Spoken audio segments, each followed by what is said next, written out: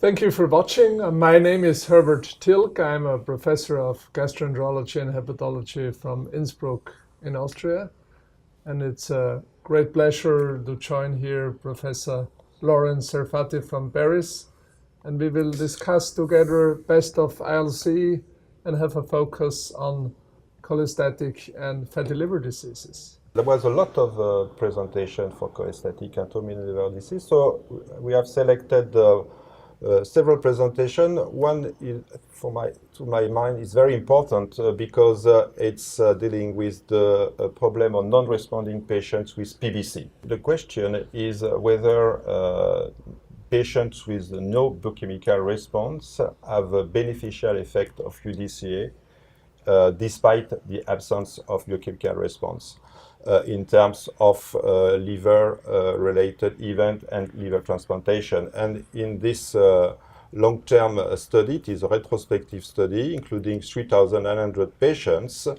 80% were treated with UDCA, and they nicely shown that, of course, patients who have biochemical response has a beneficial effect of the treatment in terms of liver transplantation, but also in patients with incomplete response to UDCA. I think it's really a great study because it gives you a very clear message. Please give the patient this drug. It's very likely he will show benefit.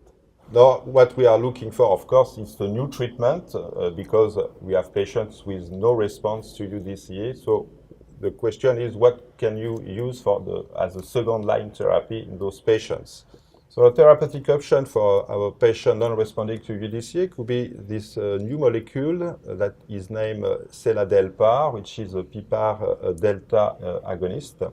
And it was evaluated in an open label randomized phase 2 trial, including 71 patients non-responding to UDCA. And the duration of treatment was 12 weeks with ranging dosing from 5 milligrams to 10 milligrams per day. So the results were rather interesting because in terms of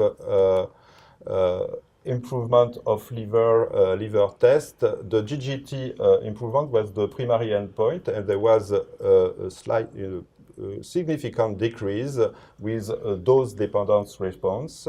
It was also the same for alkaline phosphatases, and for transaminases there was also a slight decrease. In terms of the safety of the drug, there was an improvement in terms of pruritus for the patient and a better quality of life, but it is a very short study, so it's very promising results. I also believe it's quite an interesting concept, targeting PPAR delta. I mean, with this study, there was no placebo group, so of course we have to do the proper studies, but I think targeting PPAR delta is very attractive. So Herbert, for your PBC patients, what is your clinical practice when you have UDC treatment but non-responding to the treatment? Well, of course, we have obeticholic acid, which can be used, but we are very happy to bring such patients into new clinical trials. So a therapeutic option for your patient non-responding to UDCA will be a new drug that is a non-steroidal agonist FXR. It's named tropifexor, and there was a presentation on the phase 2A study. It was a short duration treatment, only 4 weeks, but with 4 weeks of treatment, the patient had an improvement in terms of liver test, alkaline phosphatase, transaminase, and GGT. And in terms of safety, there was no pruritus in those patients. So it's a very promising result, but of course we have to go on for a larger trial to assess the efficacy and the safety of the new drugs. Yeah, that's true. I mean, it's short term, of course, but FXR agonists are, I believe, still exciting for the treatment of PBC. And when we can deal better in the future with itching, I think it's something which is highly attractive for the liver community. So Herbert, for the patients with PSC, there is no so much therapeutic option. How do you treat your patient with PSC? Indeed, it's a big challenge because we have no accepted established treatment for PSC, but commonly they have accompanying IVD. So we are treating IVD with different drugs, hoping that we are doing something good for the liver disease. So, because the problem with we treat the patients with UDC, but it is probably a cosmetic effect because there is no impact on the mortality, and even for some patients, it could worsen the prognosis of the patients. So, at this time, there is no therapeutic option. So, it is a very interesting study that was presented. It is from a Swedish register or incident case of PSC patients. It was more than 2,000 patients with PSC, and they look retrospectively the impact of all the drug co-medication of those patients on the liver-related mortality. And they found that one drug was associated with improved survival. That was the statin. Yeah. So what do you think about the statin? Because the statin, a lot of liver disease, it is beneficial for the patient. There is some mechanisms. It's very interesting, I think, and I'm always excited by this Scandinavian registers, what you can learn. And I mean, we have learned in the last decades that statins have pleiotropic effects, so they are beneficial in many different areas, reducing tumors and so on. And obviously, they are quite beneficial in PSC. And when you look at practical clinical medicine, I think it's, in a way, when you say to a patient, I have almost nothing I can offer you, and then you say, well, I can give you a statin. I think for a doctor, that's easy, and it looks like you're doing something good. So if there was a clinical trial with statin, do you include your patients? I would. I think the data are, I mean, of course, again, it's registry, it's retrospective, but it's interesting. Another therapeutic option for a PSC patient could be an agonist of FGF19, named NGM 282. And it is still a small study, proof of concept in patients with PSC, and they shown that a 12 weeks duration treatment was associated with a slight improvement of transaminases, but no improvement on phosphatase alkaline. In terms of safety, it was good because there was no pruritus for the patient. So what do you think about this drug? Do you think it could be interesting? Because finally, there is no impact for 12 weeks duration treatment on alkaline phosphatase. I mean, that's of course quite a challenge when you see no effect on alkaline phosphatase within 3 months. But on the other side, the FXR pathway and also FGF19 are, I think, quite exciting pathways with respect to PSC because they have a strong immunomodulatory potential. So I think we should go for this and see what happens. I mean, they have shown that it might have some effects on fibrosis parameters. So in the long term, I think it's worth to follow.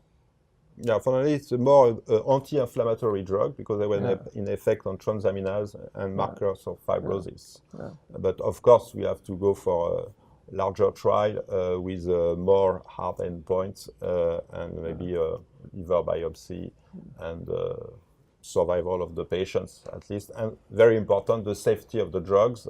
There was no pruritus with this drug. So it's very important because in cholestatic patients, we have the problem of the pruritus, and we want to improve the pruritus, not worsening, of course. And it's also a new class of drugs in a disease where we have no options. So I think personally, I'm very happy that we now are having such options and can do the clinical trials. Yes, I have also included patients, my patient in this trial. So Herbert, now let's move to another hot topic. It is NAFLD. There was a lot of presentation because NAFLD now is the rising star of the liver disease. So what is your selection for this topic? Well, it was really a very exciting meeting regarding NAFLD presentations, and I just first want to mention a study coming from Giulio Marchesini's group in Bologna, where they were dealing with the problem, how can we approach our patient? Because commonly those are young patients, we cannot reach those, and we have challenges in counseling. So they were comparing a web-based system versus a group counseling in the hospital. And I like this study very much because I believe for this young obese population, which commonly or very often has diabetes and NAFLD and liver disease, we need a way to approach them. And they, in my view, they have nicely shown that the web-based approach was quite effective, even with respect to quite important endpoints like reduction of weight. I mean, they had a substantial number of patients who were able to lose more than 10% weight. And we have learned that more than 10% is probably relevant for the liver. What's your opinion? Well, I think, yeah, it's very interesting because in our patients, we have a lot of failure in terms of lifestyle modification, weight loss, control of the diabetes. So I think we have a tool who may improve the beneficial effect of lifestyle modification. I will be very interested to have that in my clinical practice because it is a lot of investment. You need to have a dietitian, you need to have a physical exercise, a coach, a psychotherapist. So I think it's a very interesting option, and I'm just really looking for that.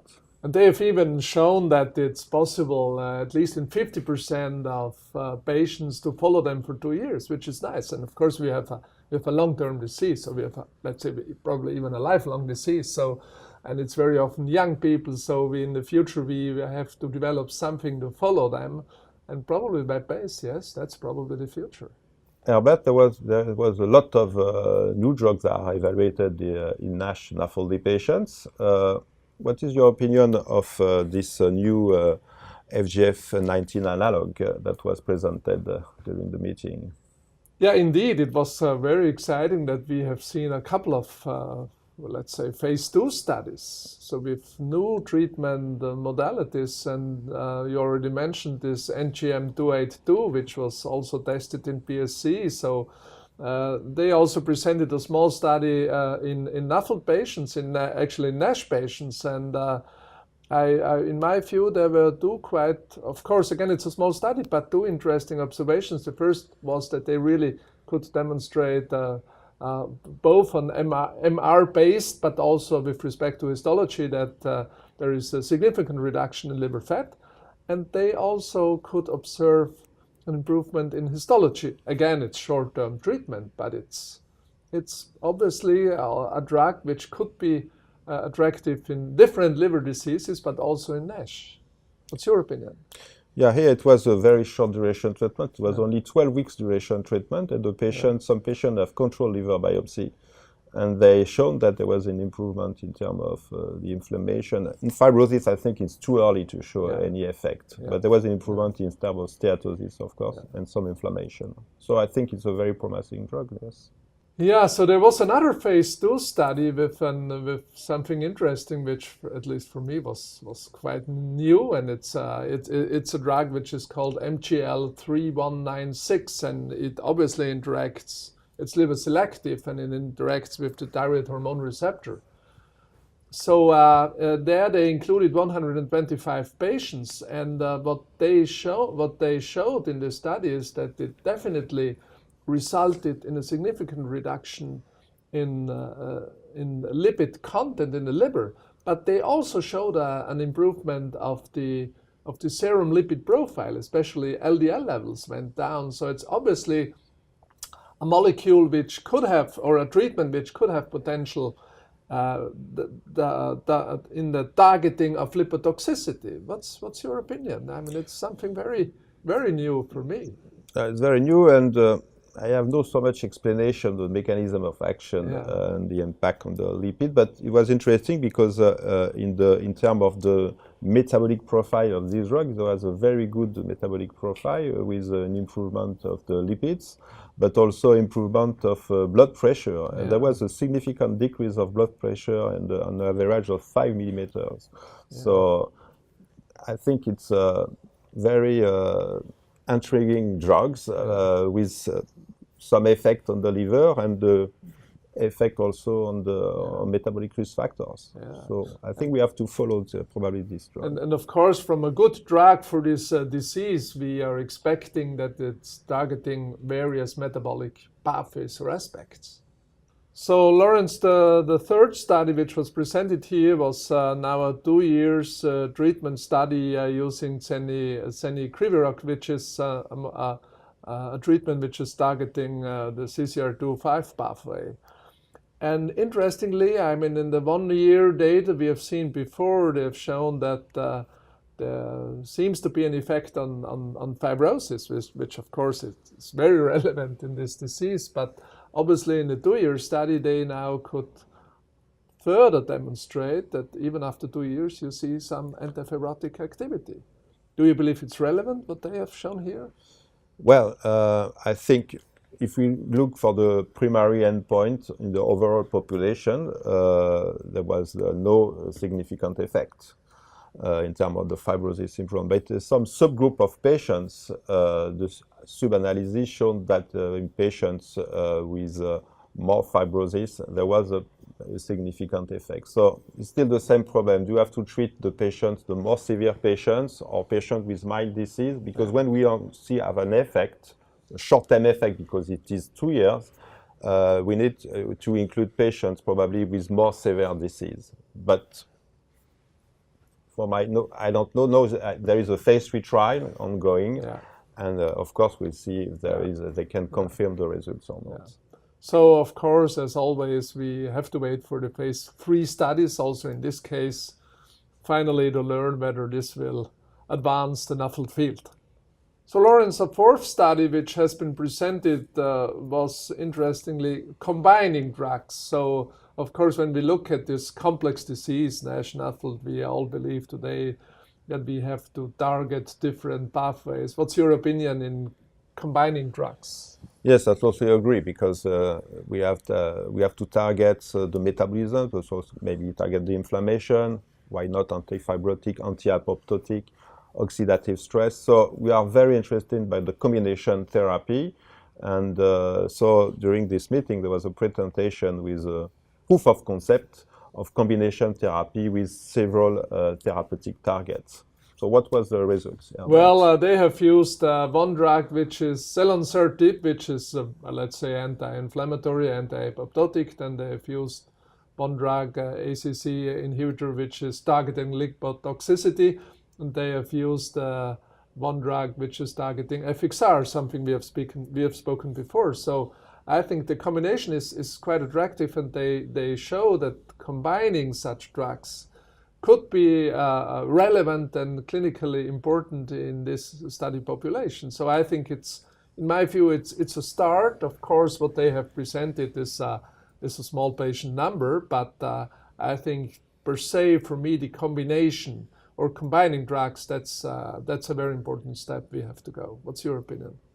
Yes, I think it's very important. So it's a very small study, so it's difficult to have an idea of the best combination therapy. Yeah. Is it 2 drugs, 3 drugs? So now there is a phase 2B study going with the combination therapy with histological endpoint, and I think we'll have an interesting result at the end. But of course, we have to wait now.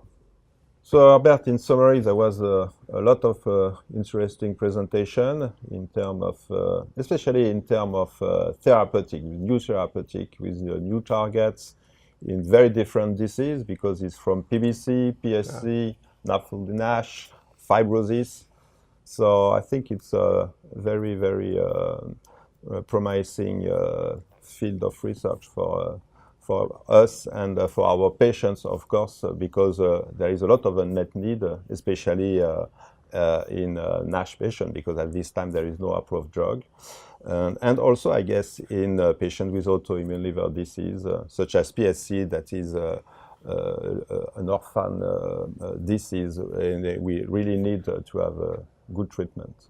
Yeah, I'm really excited, because when looking back to the last years and when I'm comparing it, I must say I've never seen such an upspring in of course most phase 2, but it's really, it looks like the clinical field also here is now very, very active, and that's something we were hoping and expecting, and I think it's a great time now for both cholestatic and metabolic liver disease. So Lauren, thank you very much for this nice discussion we had, and thank you very much for watching this video.